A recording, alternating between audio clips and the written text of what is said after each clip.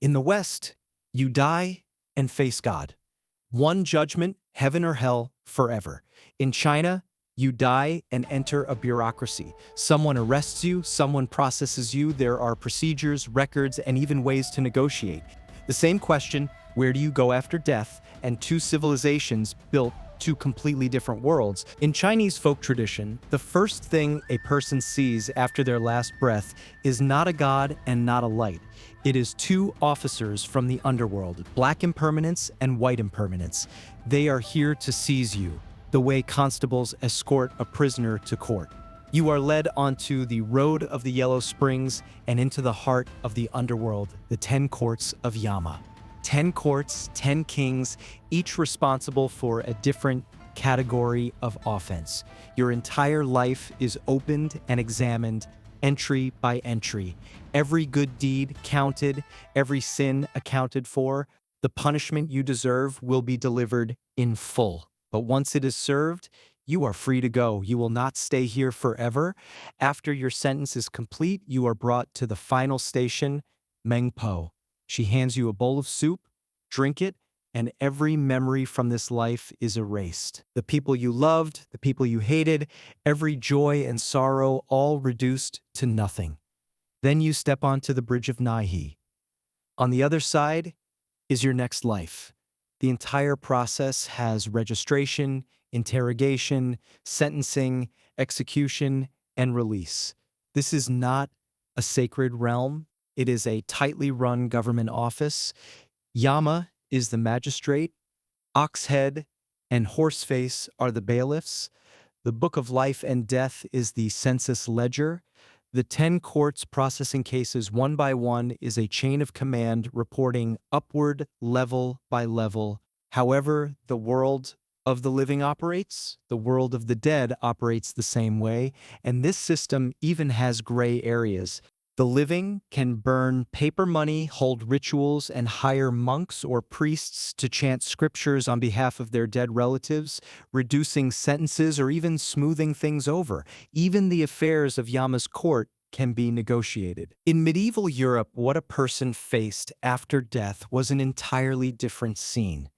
No officers, no procedures, no 10 courts processing cases level by level. You faced God himself. Your soul was weighed, the good and evil of your entire life placed on a scale. The result was one of two, heaven or hell. Heaven was eternal bliss. Hell was eternal punishment. Not punishment you could serve and leave, eternal. No reincarnation, no next life. No one could plead on your behalf. No amount of money burned would make any difference.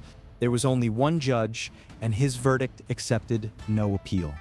Later, the Catholic Church developed the concept of purgatory, a place of purification between heaven and hell. But the final destination remained fixed. Heaven or hell, once decided, unchanged for eternity. Place these two paths side by side, and the difference is clear. One is a negotiable cycle of rebirth. The other is an irreversible final verdict. One has gray areas, the other has only black and white. But this difference did not appear out of nowhere. The Chinese underworld system has an origin that very few people know about. It was not homegrown. During the pre-Qin era, the Chinese imagination of death was vague. There was only a place called the Yellow Springs, with no judgment, no reincarnation, no 10 courts. The entire system took shape only after Buddhism arrived from India. Buddhism brought the concepts of karmic retribution and the 6 realms of rebirth. But in Indian Buddhism, hell was a pure cycle of cause and effect. Whatever karma you created, you received in return. No judge was needed, no trial required. Karma itself was the law. The Chinese accepted this framework and then reshaped it in their own way. They added judges, records, trial procedures, bailiffs, and channels for negotiation. They turned a philosophical concept into an administrative institution. The West took the opposite path. Christianity inherited the monotheistic tradition from Judaism. God was singular, omniscient, and beyond all influence, the ultimate authority.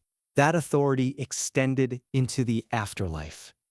There was only one judge, verdicts could not be altered, and the outcome was eternal.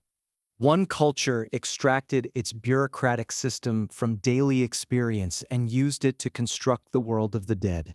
The other extracted its concept of absolute authority from religious tradition and used it to construct the world of the dead. Behind this lies two fundamentally different understandings of justice.